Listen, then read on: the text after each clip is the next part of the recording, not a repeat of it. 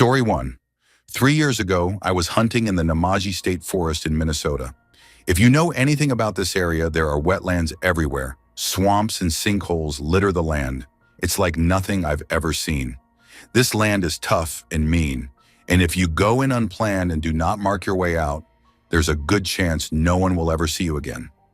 It was a foggy morning in the second week of deer opener, and I was trailing along. I had my rifle across my chest with both hands on the scope and just trying to find an area where I could see more than 10 feet in front of me. The further in I realized I was lost, and then the oh shit set in. I walked a little further ahead, trying to get my bearing, and before I knew it, I stepped forward and sunk. I'm up to my forehead in mud and sinking with my only anchor being my rifle butt and barrel that just so happened to be wider than the sinkhole I managed to get myself in. My only hope was to pull myself out, and I tried for 4.5 hours screaming my lungs off for help and trying in vain to pull myself out. But every time I would pull up, my rifle would sink lower and lower, jumping up to yell and get a breath of air, then submerged in mud and sludge. After 5 hours, I came to terms that I was not getting out. I was going to die in a sinkhole, and no one would ever find me. I just thought about my wife and mom and how much it would hurt them to never find my body and go the rest of their lives without knowing what happened to me. I thought of my 2 girls and how I had wasted my life on a hunting trip, and that I was never going to be there for them anymore. And at that point, I think I probably looked like Leonardo DiCaprio from The Revenant crawling through the snow. I was cursing and praying and cursing more, using my last bit of energy to get out. I thought, if I'm going to die, I'm going to make damn sure I exacerbate every fiber of my being before I entomb myself in this literal hellhole. Again, no luck, and out of nowhere, this feeling of euphoria just rushed through my body. I was sad but happy at the same time, and understood it was my time to go. My body was broken. I was beginning to feel hypothermia set in, and out of nowhere, I felt these 2 pair of hands grab mine that was still clenched to my rifle and slowly started getting pulled out of the sinkhole. A father and son had tracked a deer they shot to within 5 feet of where I sank, and to this day, the deer has made me feel like a god is out there. Or it was my guardian angel where its life ended. I was reborn and given a second chance. And after the week in the hospital recovering from dehydration, hypothermia, and the ass-kicking I gave myself, I walked out of there promising myself to never take a second for granted. It's made me a better father to my children and a better man, I truly believe. I still wake up at night screaming with the rage I had trying to pull myself up, sinking deeper and deeper, covered in sweat, with my heart pounding. When I do, I go check on my now 3 girls, and I just think to myself how lucky I am to be alive. Lastly, I have given up hunting or even going into deep woods. Maybe one day I will try again, but every time I think about it, I just start shaking. Even writing this has had me in tears. On a side note, a man from the Twin Cities this last hunting season disappeared in the very same area I was hunting. Look it up if you don't believe me. Every time I would see his face on the news or in the paper, I could just imagine him in my head, struggling to get out. But unfortunately for him and his family, he has still not been found. The only reason I am still here today is my rifle and how I held it across my chest. Story 2. There are remote cypress swamps along the Pearl River in central Mississippi, and some of them become inaccessible due to flooding during hunting season. The remoteness of some of these places creates ideal situations for a hunter willing to put in the extra effort, and I have hunted these woods and swamps for years and know them well. Even though it's a bad idea, when I was younger, I was confident enough to hunt back in there alone. One afternoon during duck season, a front was coming in, and I knew if I could get to Deal Island, it would be a good day. I put on my chest waders and rode my 4-wheeler down an overgrown logging trail in the swamp to the edge of the flood. I waited a couple of sloughs and got to a particular honey hole where I could slay them. I did, and it was good. But when it came time to wade back out, I got a sense of unease that I could not explain. The weather was odd because even though the temp was dropping and a front was expected, everything was still and quiet. If you have ever been alone in a swamp at night, you will know what I mean. But everything is different when you can only see what's in the cone of light from your flashlight. I wasn't worried because my light was good, and hell, I was carrying a 12-gauge shotgun. But still, something kept making the hair stand up on the back of my neck. I was being watched and I could feel it. Sound carries funny in the swamp, but the sloshing noises I was making were the only thing I could hear. It was echoing back to me in funny ways, and when I stopped to adjust the strap on the bag of decoys, the sloshing echo did not stop when it should have. Okay, there is something else in the swamp. No big deal. Some deer or hog will realize I am human in a minute and move away. Except it didn't. I would move for a bit and then stop and listen. The sound of something else out there would also stop, but it was getting closer. Not normal. The cone of my flashlight made the trees and tangled brush cast long, scraggly shadows that moved with me as I tried to hurry out of the swamp. My knuckles were turning white on that Remington 870, and I was wishing it was loaded with something heftier than the number 7. 2 steel shot. I noticed a very bad smell, like skunk, except much worse, and stopped again to listen and shine my light around. I noticed how the shadows continued to move, but holy fucking crap, I'm not moving. Why are the goddamn shadows moving? A limb snapped, and when I spun around to face it, something that was not there made a soft hissing noise. The beam of my light just ended in a shape of nothingness that was not there. A breath of stench hit my face, and I heard that hissing sound again, and I got the fuck out of that swamp. I was shaking and drenched in sweat when I got back to the truck, and those woods did not feel like my woods anymore. When I say it was something that was not there, that is the only way I can describe it.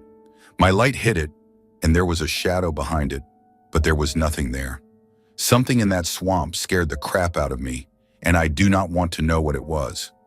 Story 3. They were in a remote section of southeastern Wyoming hunting for elk.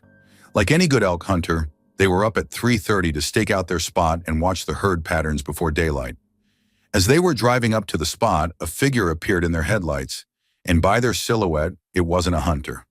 What was a person doing walking down the road in complete darkness with no hunting gear?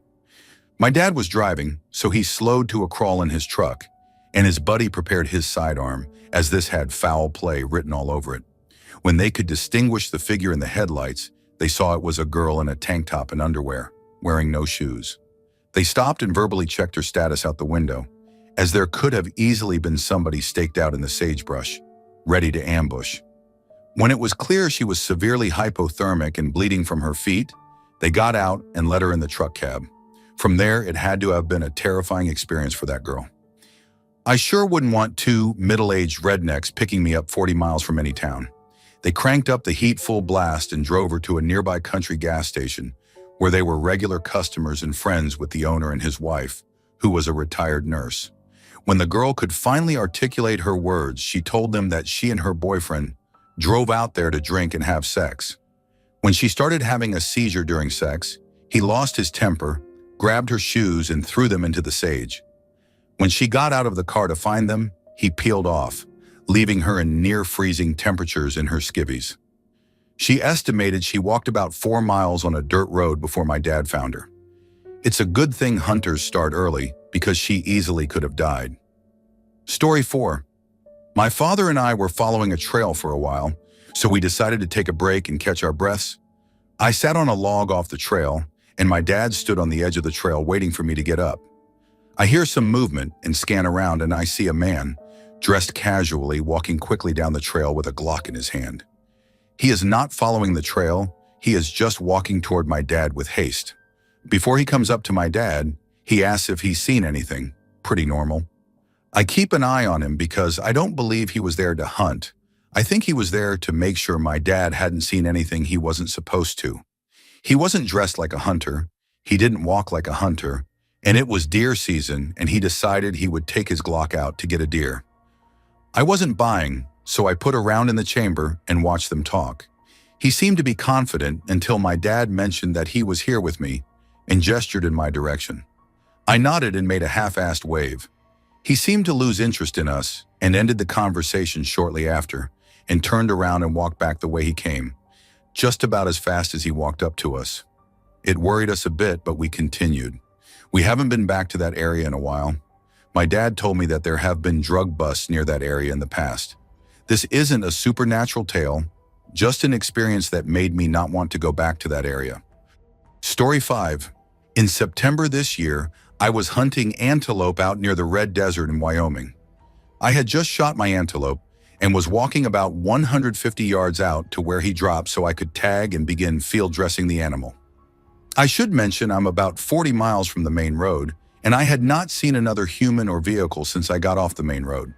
This area is so extremely remote, it's hard to even describe. So as I'm walking out to the antelope, I look up, and about 1 to 2 miles off in the distance, I see this extremely bright light zooming over the landscape and headed my way. I thought it was probably a game warden on a side-by-side coming to check my paperwork and all. No big deal, I keep walking out and find the animal and look up, and this light dives down into the sagebrush, and I can no longer see it. It was about half a mile from me when it disappeared. I also notice I don't hear any engine if it is, in fact, someone on a motorized vehicle. I'm mostly confused at this point, not sure what the hell this light is or where it went, but I continue and tag the antelope. It takes me all of 10 to 15 seconds to put the tag on, and then I look up and I see the light traveling away from me now, and it's about 3 to 5 miles away from me and going at least 100 miles per hour. It was zooming way faster than any vehicle could travel over that type of terrain. Also, there are no roads or anything where the light is traveling, so I don't know how it was going so fast. I'm pretty spooked at this point. I field dressed the animal as fast as I could and dragged it back to my truck. I just had a very uneasy feeling at this point. I have no idea what that light was, although some others have speculated it was a drone. But if it was a drone operated by the game warden, why didn't he come to check me out once I got back to my truck? Story 6. Climbed up a tree before daylight in a remote holler in southern Ohio. Just as it was light enough to see, shooting light we call it, I heard a rustling coming down the hill, maybe 150 yards away. Cruising toward me is what I can only describe as a Tasmanian devil-like whirl of brown and gray, moving in a straight line along the ground at high speed down a sloped hill, and then off a steep 15-foot drop off, and then under my tree, and then through the thickest brush imaginable behind me where the creek was, and then eventually out of sight and audible range. So I observed maybe 300 yards of travel, although lost visually in the thicket, which all occurred in a very straight line at supernatural high speed. I'm in a perch with nothing else to do but put my entire focus on it, and still I can't figure out what it is. And as it passes under me, all I see again is a ghostly blur of gray and brown and leaves. The total time elapsed was less than 10 seconds. I've seen dozens of coyotes and several bobcats, and yes, that is probably what this was. But its movement was so out of the ordinary at that moment, my senses computed that it couldn't have been either of those. I got tingles and the hair stood up on the back of my neck. It's a mundane story, but the experience felt supernatural. Story 7. When I was younger, I used to horsepack around Northern California for weeks at a time. This was during the late 70s and early 80s. I rarely used a compass, but I always had a map of my area. I'm pretty good at dead reckoning via landmarks, and I've never been lost in my life, except once. I was in the Six Rivers National Forest, heading south towards Trinity County. This is very rough terrain, lots of high ridges, steep hills, rocks everywhere, and nasty brush to tangle you. I was riding the ridges, heading generally south, and trying to find easy places to cross to the next ridge when it became convenient. The skies were partly cloudy, and it was cool around 60 degrees Fahrenheit. Cold for that time of year, since it was early August, and the temps were normally 90 degrees Fahrenheit during the day. I found a reasonable spot to cross over to the next ridge south of me and started down. When I got into the ravine, it turned out that what looked easy from above was a rocky nightmare. I started walking up the ravine to find an easier place to get out of there. A wind picked up and it started drizzling. I walked for a mile or so, couldn't find anything that I wanted to risk my neck on, and more importantly, my horse's hooves, and decided to start up the side I had come down originally. I got to the top, took a look around to orient myself, and froze in shock. The landscape was completely different. I don't mean that it was lower or easier or less rocky. I mean that all of my landmarks were gone. Some of them were peaks that were 30 to 40 miles away. Others were a lot closer. It was completely different. I had no idea where I was, and I was completely disoriented. I dug out my map and started to review where I was, the angles on the hills I had been navigating by earlier, etc. I couldn't find anything that matched. The only thing that I could positively identify was the route up from the ravine that I had just come up. Since it was cloudy, I couldn't navigate by the sun. All I had were the landmarks that I used for Dead Reckoning, and those were gone. The wind was picking up, and it was getting very, very cold.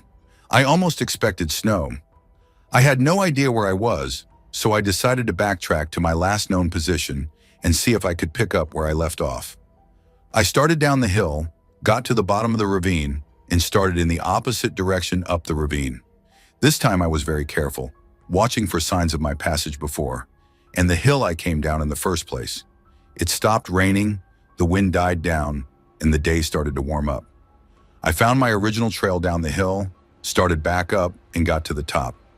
All the landmarks were there now. I was totally confused. I kept going on the ridge, watching carefully to find where I had come up before. When I got to the spot where I thought it should be, there was no sign of it. I cast back and forth for a while, trying to find my trail with no success. All of my landmarks were there to see. Eventually, I gave up and continued on the ridge. A bit later, I found an easy trail down and an easy trail back up the other side and continued on my way. To this day, I have no idea what happened. Even though it was drizzling, I should have been able to see the closer landmarks, and honestly, the further landmarks were big enough to see. To that point, thinking back on it, there was no sign that it was drizzling when I continued to where I had ascended the first time, and the temperature swings were wild that day, easily 30 to 40 degrees Fahrenheit. Not uncommon in the mountains, but odd for that time of year in that place. Another thing, originally I had chosen to descend at that point because there was nothing to prevent me from going up the other side. I could see easily from the ridgetop, but when I arrived there were tons of boulders blocking me that I should have been able to see from the top. Eerie and creepy. At the time, sure, but I was more focused on trying to orient myself, but thinking back on it, even more so now. Story 8. One of my experiences happened on family-owned land in North Carolina where I used to live. I still hunt, so it never kept me from going again. We call it the noise to this day. If you ask people who live or live adjacent to the land about it, they know exactly what you're talking about. Whatever it was very loud and very fast. It was like a very loud primal scream. The first time I heard it, I was hunting with my dad and brother. We were stalk hunting and very slowly and methodically moving through the forest. I noticed everything had gotten oddly quiet. Only thing you heard was the water running over the rocks in the creek. My dad stopped us and said to hold still and not to move. As soon as we stopped, it screamed behind us. It was so loud it made my ears ring. My dad never showed fear and was always rational. He looked very nervous, and I'm ready to shit on myself. My brother has his gun shouldered, looking around trying to spot it just to see what it is and make sure it isn't close. Then it screams again. Now it seems closer and in front of us. My dad puts his hand on my shoulder and just says, "Run for the car now." I jump up like a scared rabbit and run as fast as my legs will carry me. We are all running and we can hear this thing screaming as we run, like it's keeping pace easily. I can see the gravel road ahead and know the car is close. It lets out another scream that sounds like it's to my left now, and very close. I bolt right, and we all come sliding out onto the road about 100 yards above the car. That's when I hear this weird whistle from the woods, and then everything just goes back to normal. Birds chirping away, squirrels calling, crows cawing. We stop to catch our breath and uneasily walk to the car, ready for anything. 100 yards never seemed so far away. That wasn't the last time I heard it. I have more stories that involve the noise. If anyone wants to hear about them, I will gladly share. My family tried to find it for years to figure it out. When we thought we were close, it would be somewhere else. Even trained hunting dogs ran away from this thing. Weird stuff, but I still love to hunt. The way I figure, if something gets me while I'm hunting, at least I'm doing something I love. And being close to nature, I harvest her bounty and thank her for it. Story 9. I got this feeling like crazy going for a trail run a few years back. A snowstorm was incoming, but still several hours away, so everything was deathly still. And at dusk, I had my headlamp knowing I was coming back after dark.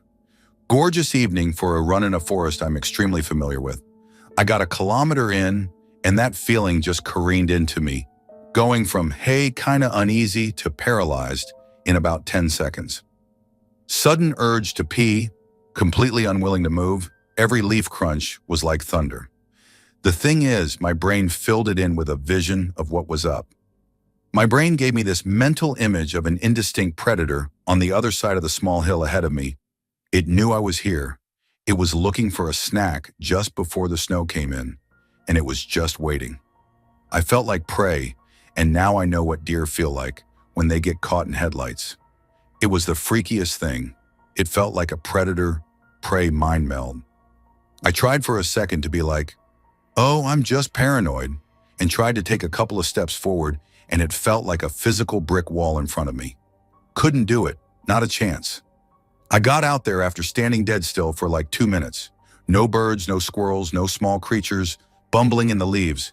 Ended up walking back down the trail feeling like my neck and back were on fire. Sprinted the last 100 yards to my car. Felt way better in my car, but the feeling didn't fully dissipate until I was about a mile away. I've never gotten that sensation on that segment of the trail, or in those woods really, since. Even my long, rainy, dark swamp night runs aren't anywhere near that.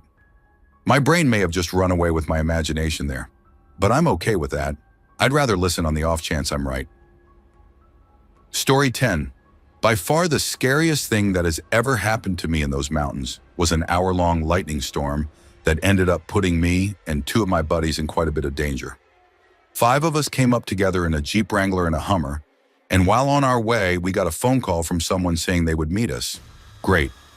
Directions to the spot were given, as well as directions to a go-to spot that was very easy to find off a main road before it got woody, in case they could not find our camping spot. After a certain amount of time would pass, one of us would leave for the go-to spot and guide the 3rd car back. This is sometimes how we go about things to plan around the loss of cell service. Well, enough time passed for 2 of us, not me, to hop in the Hummer and go find our other friend. This left the 3 of us to hang out, no problem, until the storm hit. If you've never been on the Front Range of Colorado during hail season, then you wouldn't understand how quickly a very devastating storm can form, and oddly enough, break up and calm. Seemingly out of nowhere, a drizzle quickly turned to heavy rain, and then marble-sized hail. Just as quickly as this storm hit us, we realized our biggest problem. The Jeep only has 2 seats and is filled with camping supplies, a very nice telescope, and other odds and ends. There was no room for 3 people. Period. It was unspoken that we would not leave someone outside in the hail, nor would just one of us go into the Jeep. We were in this. Getting obliterated by rain and annoyed but some decent hail, the electricity started flying. We were in a canyon, so thunder was rolling and echoing and sounding, as if Zeus just found out I just gave Calliope a poke and never returned her call. The noise was terrifying. We found a blue tarp in the back of the Jeep and were able to tie it to a few trees to at least shelter us from the rain. But it was one particular bolt of lightning that changed my respect for the power of the Rockies. About 50 feet from where we were huddled was a fence that outlined the property of a very large ranch. You couldn't see the ranch by any means, but the fence was clear as day, as well as a large pillar that stuck from the ground with a sign that said, "Warning, trespassers may be shot," or something similar bolted to it. While we were waiting for the storm to pass, and all the while among dozens of very loud and bright clashes of thunder and lightning, a massive bolt bent around the mountain, of which base we were up against, and struck onto this post, absolutely frying it. It was as if the bolt clung to the post for a solid 2 or 3 long seconds. Needless to say, we were horrified because this was considerably less than 100 feet away, and this bolt was huge. The most disturbing part of it was for about 10 seconds after the bolt had gone away, that trespassing sign was glowing molten red and vibrated so loud that we could hear it over the rest of the storm. Our friends in the Hummer returned perhaps 45 minutes after this, and by then the sky was clear and it was 75 degrees again. The end. Thanks for watching. And as always, have a horrific nightmare, my dear.